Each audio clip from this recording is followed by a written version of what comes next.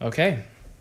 Well, thanks so much, everybody, for joining me to my talk. I'm happy to present work we've been working on for the last year on emulating Samsung's baseband. Before we get too into it, a little bit about me. I'm Grant Hernandez. I'm a recent PhD graduate from the University of Florida, and I work primarily on Android security and firmware analysis. And I just joined Qualcomm's product security team working on their modem. My co-author, Marius Muench, a PhD graduate from Eurocom, he's a postdoc at Fuzzing, and he works on building tooling for better dynamic analysis of embedded systems. Unfortunately, he can't be here today, but please just imagine he's standing right next to me because he was as integral to this work as I was. So let's talk a little bit about our agenda today. So I'm going to start with a little bit of a motivation as to why we decided to look at basebands. And to do that, we're going to actually go over some previous baseband work. Initially, we'll talk about how I started doing baseband vulnerability research and where it fell short. And then we'll jump right into reverse engineering the baseband firmware, how we built the baseband emulator, and then how we actually used our emulator to fuzz via AFL, allowing us to find end days and 0 days. Finally, we'll actually demonstrate that the things we find in our emulator actually work over the air, and then we'll conclude. So before we get really deep into the weeds, let's make sure everyone's on the same page. And I want everyone to know what a baseband processor is. It's effectively a dedicated device that is implementing the 2 through 5G cellular protocols. This pretty much allows you to walk outside of your house without a Wi-Fi connection and be able to get data, calls, SMS, and the like. And it really is the phone part of your smartphone. So the vendors below implement their own version of the baseband processor based off of the cellular protocols. These basebands run embedded firmware, and they usually leverage a real-time operating system to schedule tasks and maintain their real-time deadlines. And it's important to note that basebands are separate CPUs from the application processor found on mobile phones, whether it's Android or iOS, and this is likely due to their performance requirements. So why basebands? Well, basebands have a lot of attack surface. As I said, they support the 2 through 5G protocols, which are really complicated. Some of the things you can find on basebands include custom DSPs, ASM1 encoders, possibly auto-generated or written by hand, custom IP stacks, voice and audio codecs, X509 parsing, DNS parsing, and a ton more. The more you look, the more you find. Some things are really obscure and unique to cellular. Some things are things you'd only expect to find on a desktop. And another reason is that baseband attacks can be devastating. So imagine being able to compromise a baseband. At this point, if you're running code on a baseband, you can intercept calls, SMS, and all the data, independent of the operating system. And even if you're feeling really bold, you can try and escalate to the application processor itself, further compromising the phone. So it's an important attack vector to consider. Today we'll be focusing on Samsung's Shannon baseband. This baseband is present on Samsung smartphones with the Exynos chipset, effectively non-US phones because the US phones use Qualcomm's chipset instead. It implements 2 through 5G protocols, and it uses an ARM Cortex-R to maintain its real-time properties. And it's an interesting vulnerability research target. It's been shown that there are over-the-air attacks that can be launched against the baseband itself. And it's also been shown that there are less than stellar exploit mitigations on the application than compared to the application processor. There's been 3 talks that are really good on Shannon exploitation: the Breaking Band talk, the Walk with Shannon, which went over a PANDA vulnerability in great detail, and even more recently, how to actually design a baseband debugger on device. So in this case, we'll be doing our debugging in our virtual environment. There is other baseband work too, but as you can see by the dates and the years, not as much as you would expect, given the importance of it on our mobile devices today. It's something that's in everyone's pocket, but really there hasn't been, in my opinion, enough focus on the impact of exploits and memory corruptions in basebands. The fact that I can put most of the top work on one slide should tell you that. And that's where really our work comes in. We developed a tool called ShannonEE. It's an emulation environment for the Shannon baseband. And what it does is it executes firmware directly, so no pre-processing such as a static analysis tool is required. You don't need a physical device. and it's scalable to as many cores as you have available. It is able to cold boot a baseband and brings up most RTOS tasks. Some of the core features include a Python API for prototyping peripherals and anything else you can come up with, ModKit and C-based FFI for extending and exploring the baseband, integrated coverage guided fuzzing via AFL, GDB for triage, and support for multiple SoC versions. So all in all, this gives us a really good platform, and I'm going to show it to you right off the bat.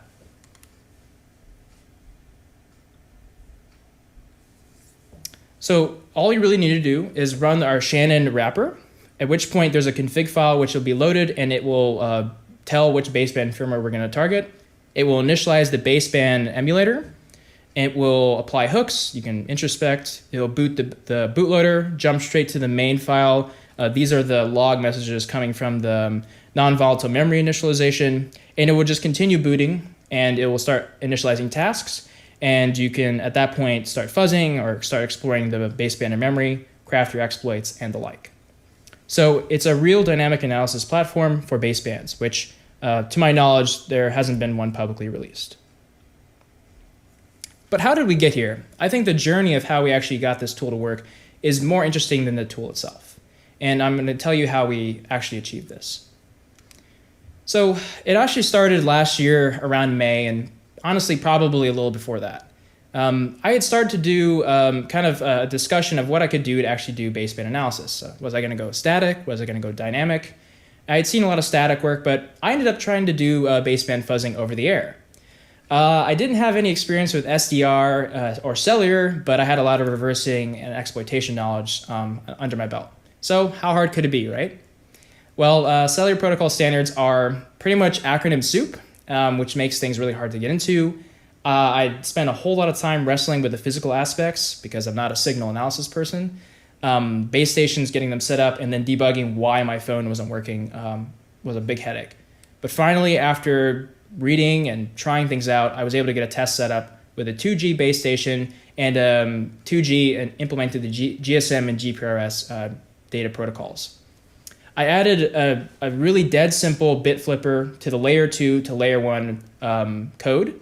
So I would flip all packets leaving the baseband. I then connected a mix of phones to the network. I used an ADB logcat monitor to see if I could find crashes. And I found crashes, which was really cool. But then I now realized the main issue with this approach. I couldn't understand why they had crashed. I was just flipping packets randomly, and not to mention that the phones themselves weren't giving me the required debugging output to actually figure out what was happening, let alone the impact of what I just found. And on the right here, you can see a phone crash I got on a Samsung phone, and this is all it told me. It mentions, oh, there's a memory guard corruption, which sounds really promising. It's a heap overflow. But it has this thing, little symbol, it's like the word root. Looking more into that, and honestly, I should have probably listened to CompSecures. They don't recommend OTA fuzzing for more than just the fact that you can't get debugging output on basebands. It's just not a good approach.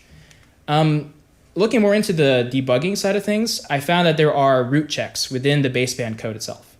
Pretty much, if your phone's been unlocked or rooted in a way that I guess is not using an exploit, the modem will no longer give you the debugging output that you would expect. So we're kind of stuck. To get modem dumps, we need root, but rooting suppresses modem logs. So how do we actually find, let alone debug these memory corruptions in a scalable way? The anti-debug makes this difficult. We would probably need some off-the-shelf exploits to bypass these things silently. Manual engineering is an option, but basebands are huge. This doesn't really scale too well. And on the link there you can visit offline is kind of a demonstration of how much is really going on in a baseband. So from a vulnerability research perspective, GDB, coverage guided fuzzer, and snapshotting. So at this point, it seems like the most viable approach was to drop the over-there fuzzing and jump straight into emulation. To do that, we started by reversing the firmware. And this started by getting the firmware from a publicly available source. We bought a research phone, the Samsung S10. We targeted this specific firmware, and we also had a bunch of other firmware lying around, which we used this kind of flow chart to categorize. Pretty much, it's just the zip file, tar files within it, we pick one tar file which has the modem code, untar it, we have modem.bin and modem_debug.bin. There had been talk that actually these files were encrypted. We didn't see that. None of our images were encrypted. We were able to just throw it into Ghidra and get started. This format, the table of contents format, I'll show on the next slide. It's been well reverse engineered already. So it's a pretty simple format. The modem.bin file has a header. This header has a name, file offset, load address, size, CRC, and entry ID. And then this header is replicated for every entry within the TOC format. But for our purposes, we were really only interested into these two sections, the boot and main sections. Starting with the boot, we seeked forward into the file to find its start points. And looking into the actual code, we started to notice a very obvious pattern. If you've done ARM reverse engineering, the conditional flag is set. So this pretty much means the code is not encrypted, and we can just throw it into Ghidra and get started. Further disassembling confirmed these are the exception vectors, and at which point we can then jump straight into the boot, the reset exception handler, and get started. Doing some reverse engineering, disassembling, and naming, we realized that the bootloader is using UART, which is really cool, something we're going to emulate later on to be able to get this output, or pretty much liberate this output from the baseband.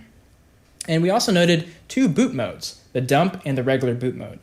And in order to do an emulation to be able to bring up this firmware in our ShannonEE system, we need to know who's signaling these boot modes and what boot modes are possible.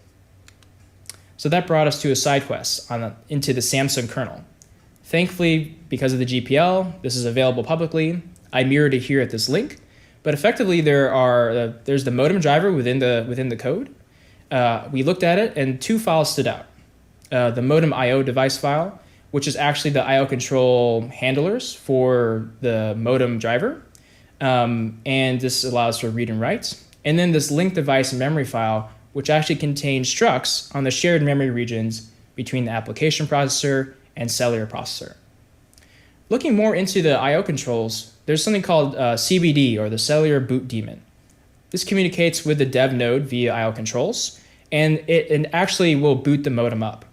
It will do this by first resetting it, setting up security, setting it to on, booting on, download, which means it'll upload the code, and then boot off. The security request is actually interesting, and I'd like to talk about that at another time, but that pretty much enables secure boot for the modem. So looking more into this this link device memory file, we found a structure that's packed and is referenced in the actual IO, like it's an IO memory reference. So what this really means is actually going to be used for DMA and IPC. There are commands, and there's this magic field. This magic field actually matched, the magic numbers here actually match what we saw in the baseband bootloader, which means we can now actually map this same memory region in our emulator to be able to signal to the bootloader how we would like it to boot and allow us to explore the baseband and continue booting forward. As a side note, those other buffers, the format and the raw TX and RX buffs, those are actually receiving commands from the Samsung radio interface layer. So that's actually something we'd like to explore further, because that is really the IPC between the Linux kernel and the baseband itself. So with this reverse engineering out of the way, we actually had this nice block diagram we could make to help us understand kind of like how everything's organized and to make sure that we're all on the same page. So far, we had looked at these portions. We had looked at the modem interface, which is the host interface and via IPC, cross-core, and we'd also seen that there is UART. But there's a lot more to look at. We need the tasks that are specific to the cellular technologies. We need the other peripherals, and that brings us to our next step. At this point, we could actually start writing emulation code. But first, we need to pick our weapons. And for that, we chose Avatar 2, which uses QEMU as a target underneath. A little bit about Avatar 2. It's actually a Python framework that orchestrates other frameworks, and it allows you to interoperate between them. It allows you to define Python-based peripheral definitions for easy prototyping, which I really liked because it allowed me to work fast and not have to worry about compiling C over and over again. And it had a really nice interface to QEMU, such as GDB and its monitor protocol. So a really good thing to choose. And the first thing I did was I wrote a peripheral for the boot UART. It was really simple. On the right, you see this peripheral definition there are two functions, the read and write functions, which are called if QEMU will access a memory address within the memory range that is defined on the left. Dead simple, and we were able to liberate the initial boot messages to help us debug our peripheral definitions from that point forward. And here's an initial video of actually it booting once we had done the UART. So you'll notice in the bottom left, there's some kind of debugging output showing us what's being done. And then you notice this is actually the UART coming out now, but look how slow it is. It's pretty much slower than a 56K modem at this point, which is okay. It's a good first start, but we definitely need to do better. So that's why we started going even further. And the first thing I did after seeing this was implementing snapshots, which ended up being a piece of cake with Avatar's frameworks because of it allowed us to remotely control QEMU. We could just send the command to do a snapshot. The only caveat is because we had Python and C-based peripherals, we needed to make sure we snapshotted both. So we just, pretty much the code you see here is exactly what we used to snapshot the Python peripherals at the same time as the ones in QEMU. And taking a step back, this is what we have so far, the first incarnation of ShannonEE. We have Avatar 2, we have our UART peripheral, we have the file parser for the modem images. We've been using GDB hooks up until now, and QEMU is our target, and everything is being done over IPC. But this is where the problem is. Actually, because this IPC is cross-process, and we're needing a lot of hooks and a lot of remote memory reads, these become the primary bottleneck. And we needed a way to actually solve this. But I spent a whole lot more time hacking on this, trying to improve the speed. And I kind of hit a dead end. I was like, something's wrong here. Maybe we need to take a different approach. So this is when I brought on board Marius. Who better to bring on than the lead developer of Avatar 2? So with him and his knowledge, he suggested we actually move to a different approach. We actually, instead of using QEMU, let's use PANDA. So we ported the rest of what we had done to PANDA. PANDA is just a fork of QEMU from 2013 or so. And what it offers in addition to QEMU is a plugin infrastructure, callbacks during QEMU's runtime state, and record and replay. And it's already integrated in Avatar 2's, framework. So the main issue is it still has the performance issues that we're dealing with. It's still a separate process, but that's when we discovered PyPanda. It's pretty much a library-based import of QEMU or a Panda. You can literally import Panda, and that means it's now a thread within your process. So no more IPC. You get a single Python interpreter with FFI to Panda's C functions. So you can do extremely fast native hooks, which allowed me to replace all the GDB hooks with Panda hooks, and we got a huge speed up doing this. The IPC was pretty much just a mutex waking up another thread now, which is a big speed up. And on the right, you see our block diagram of how things have changed. It's now all integrated together, and we can get higher performance, and we don't need multiple Python interpreters on either end. This is when we really start getting into the weeds of emulating peripherals. And we hit this function called PAL-init1. It's a huge monolith that pretty much boots the modem. Once you've gotten past the bootloader, you've gone into the main image, you hit this function, which brings up all the heap objects, the non-volatile items, the timers, DSPs, and all the tasks. So to kind of churn through this, we iteratively emulated the peripherals. We watched for crash strings or infinite loops. We used memory mapped IO monitoring to see which peripherals need more modeling. And it was really an iterative cycle. We also used some kind of simple cyclic bit pattern to kind of fuzz our way through some peripherals that were able to get us past any checks. And after doing all this, we had partially emulated the power management IC, the clock peripheral, a very, very small amount of the DSP, not the actual, just enough for the communication, the SoC driver, the Samsung IPC peripheral, the /shared memory, the timer, and the generic interrupt controller. So we could boot and we could bring tasks up. And we hit the banner. We had seen this banner in the static analysis, and we're like, if we can get to this banner, we'll be in really good shape. And we reached it. And this was about, I think, March.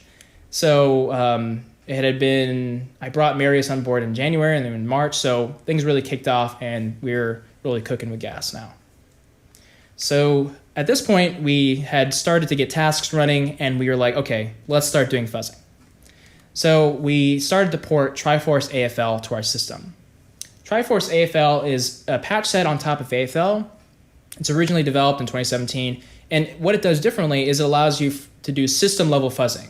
So ShannonEE is a system-level emulator, meaning it has a software MMU, and it invokes AFL from within the guest via hypercalls. And we combined this patch set with some AFL++ additions because I have some really good patches, which means we got better coverage collection and a persistent mode. And this allowed us to do fuzzing within using something called the AFL task. So to get an AFL task running in the baseband, we used our mod kit. We wrote a mod kit that allowed us to inject custom tasks into the emulated baseband, playing very nice with all the APIs that exist. We were able to write these in C, and we had dynamic symbol resolution for a nice C-like FFI. This was done cross-version as well, so you wouldn't have to change our harness for let's say, a 2017 firmware image to a 2019 firmware image. It would be seamless. And the diagram below shows you kind of how the AFL task is integrated. It has a couple of steps. It will set up the fuzz case, test case.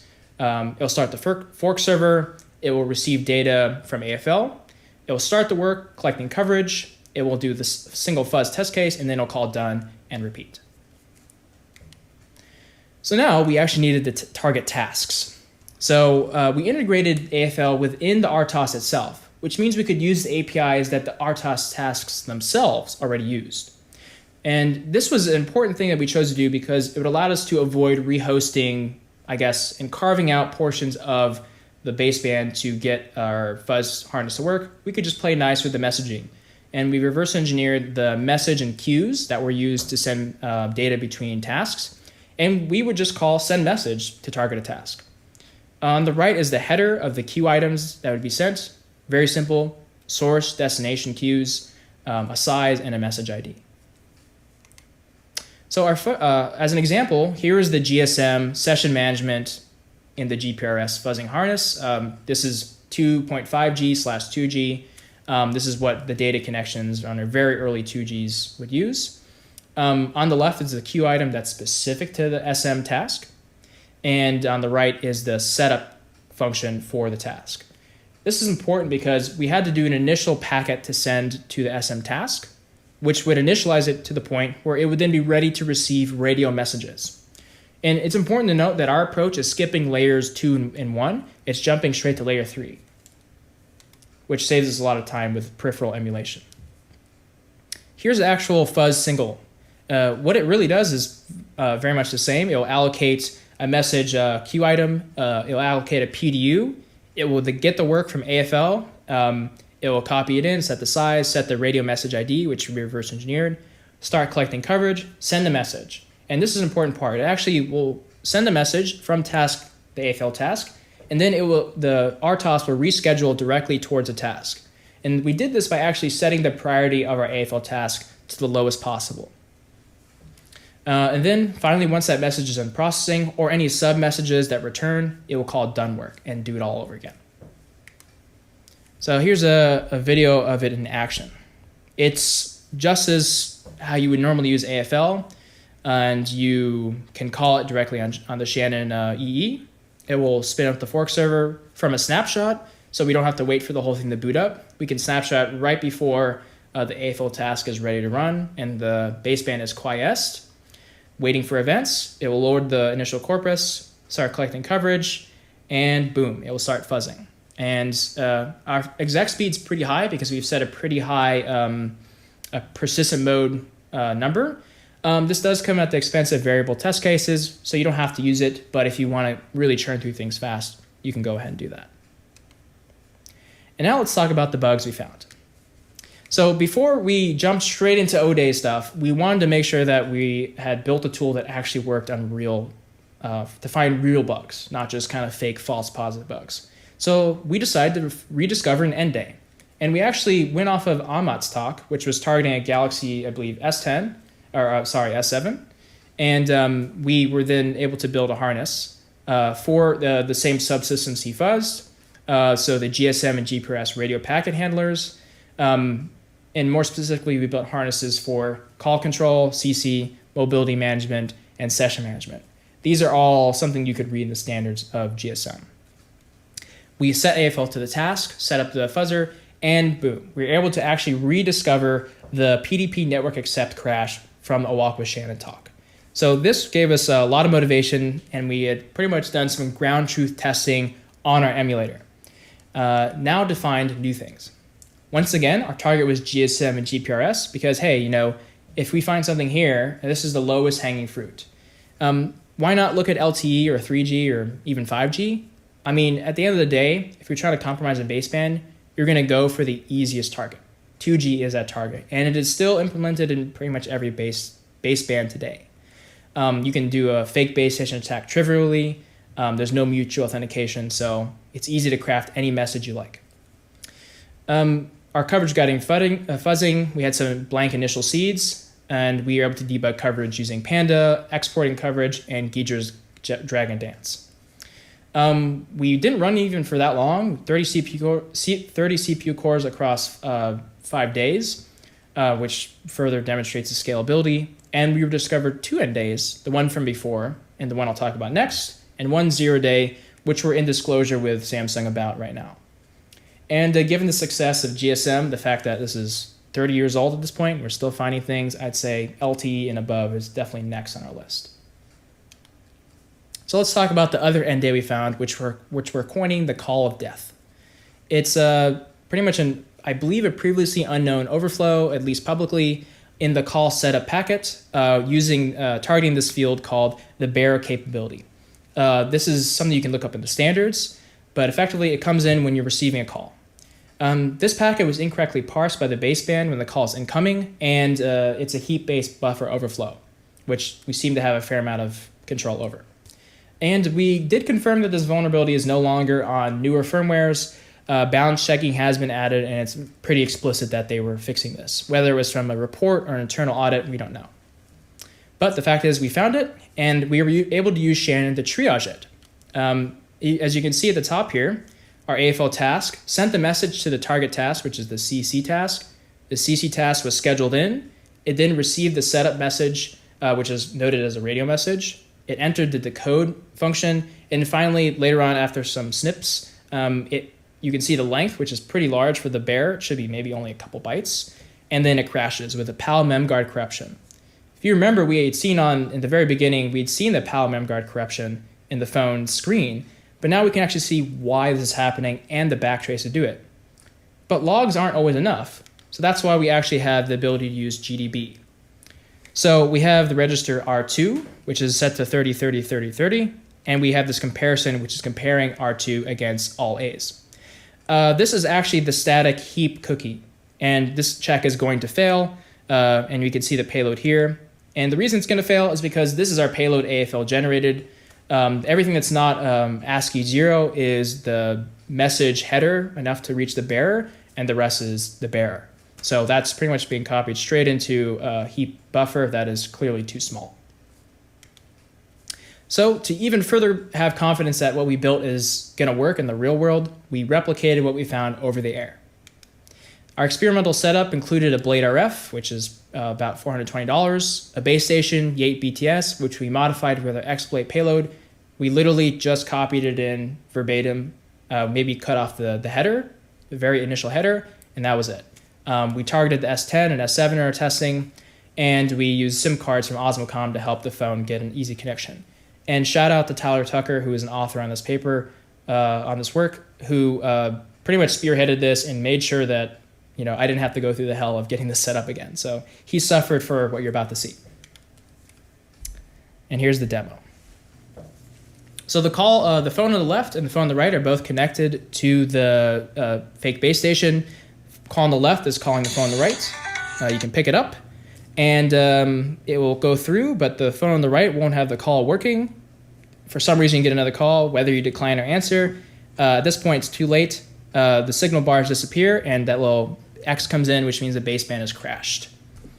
At this point, it's a pretty cool thing we can do, and to even further confirm, we use logcat to get the logs. But as you can see, this is all you can see in the logs. You actually can't see anything else. So without ShannonEE, it'd be really tough to debug why this happened.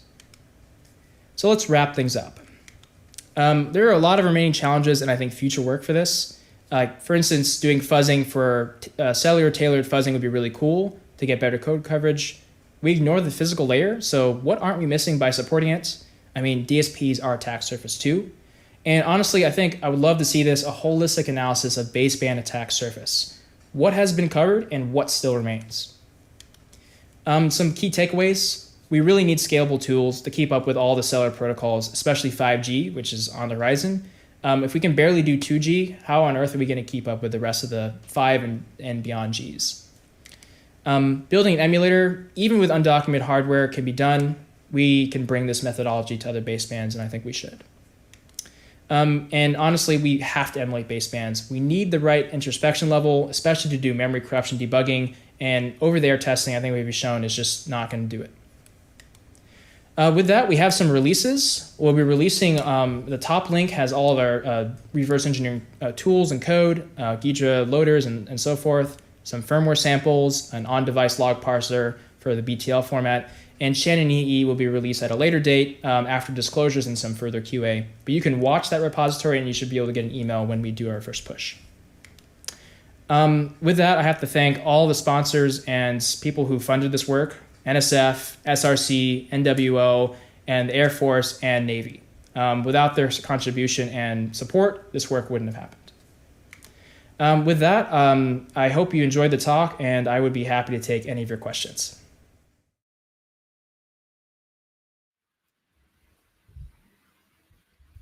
Okay. Well, thanks everybody for attending this talk. I'm sorry for the buffering issues, but if you managed to catch some parts of the talk, we are here to answer any of your questions. And yeah, here's Marius. So yeah, hi. Yeah, unfortunately, the logistics of the talk didn't let us kind of get together due to there being an ocean between us. So, but yeah, but at least I'm now also here to answer a question of yours, and to the technical problems. The video on demand for this talk will be available at a later point in time, so you can rewatch this.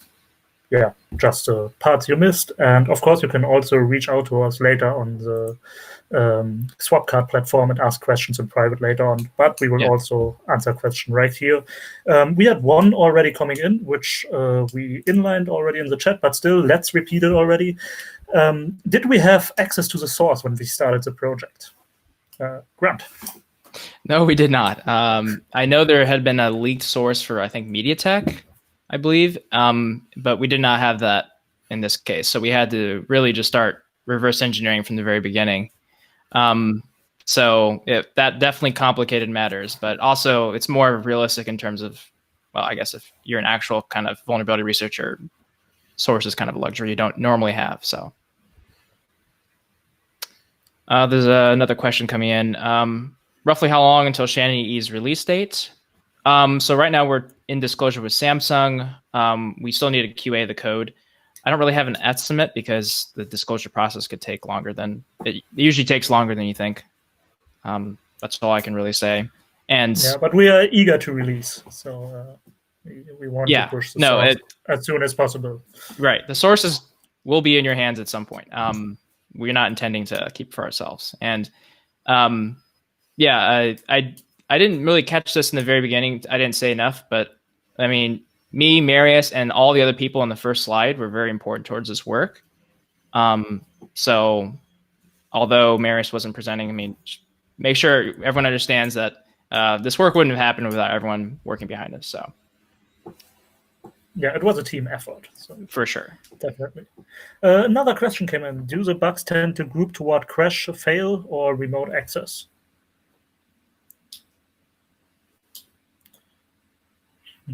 Well, I guess it depends. I mean, that's kind of like a question of like what your threat model is, because in our case, we assume you have a fake base station. You can get a phone to connect to the fake base station. At that point, you can send arbitrary messages, at least via 2G. So it's hard to say where the bugs are. If you happen to, if we knew where the bugs were, I think we would have had a lot more to talk about. But that's what this tool allows you to do, is to find bugs.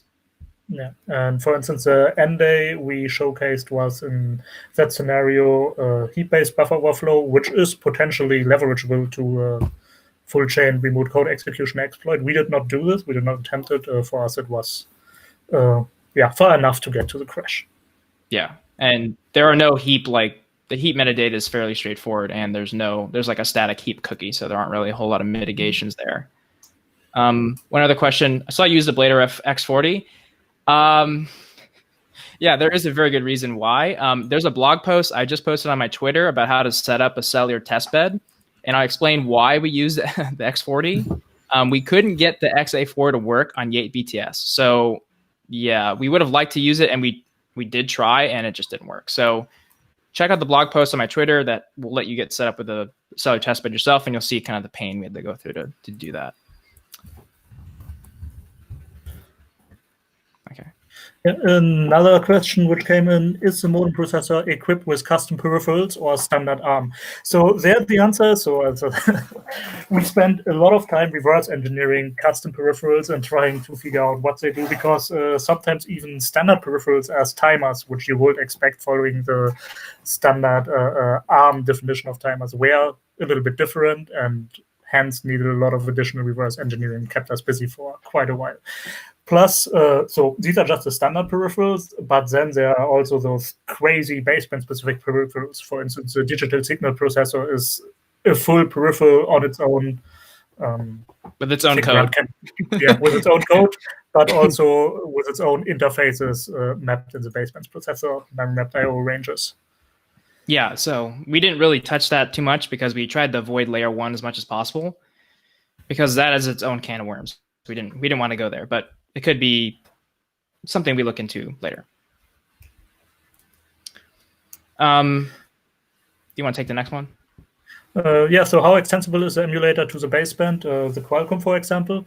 So basically, the Qualcomm baseband uses a completely different instruction set architecture, hexagon, and we focused our full efforts on, well, an ARM-based core. So, and the tooling we use, like PANDA, Chemo, Avatar, and so on, do not foresee really support for hexagon yet. It may change in the future, who knows? But at the moment, extensibility to Qualcomm-based basebands is out of scope, let's say.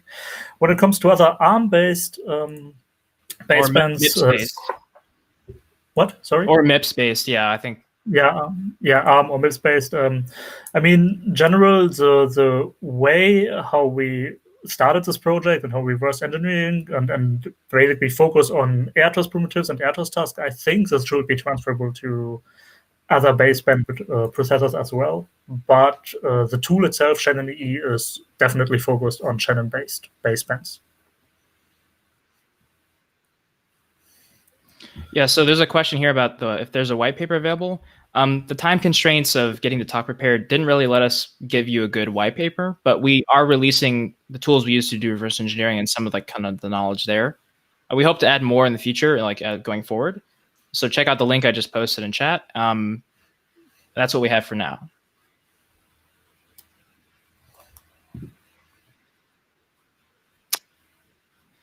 Well, if there aren't any more questions, feel free to reach out to us on Twitter, email, or however you'd like to reach out to us, and we'll be happy to answer more questions offline. But we're about out of time, so we'll sign off. Thanks again for attending, and see you around. Yep, thank you so much. Bye. See ya.